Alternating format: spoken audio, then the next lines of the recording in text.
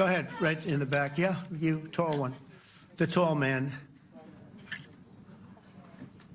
Mr. President, Johannes Petra from Austrian National Television. How are you? You once said that you would end the Ukraine war in 24 hours. You later said you said that sarcastically. Well, of course it was sarcastic. But you've now been in office for 5 months and 5 days.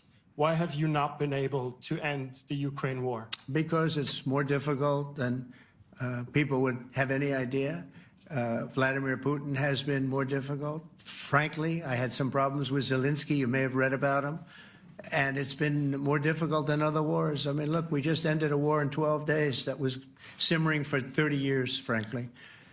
We ended Rwanda and the Congo. It's coming to sign the documents. We've already signed basic documents, but they're coming, I think, to the White House on Friday.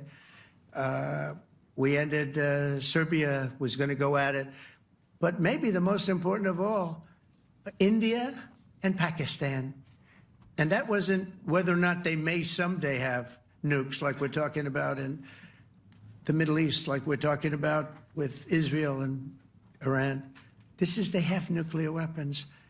I ended that with a series of phone calls on trade. I said, look, if you're going to go fighting each other, it was getting very bad. You know how bad that last attack was. It was really bad.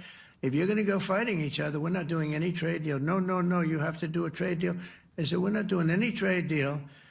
And in fact, I had the general, who was very impressive. The general from Pakistan was in my office last week.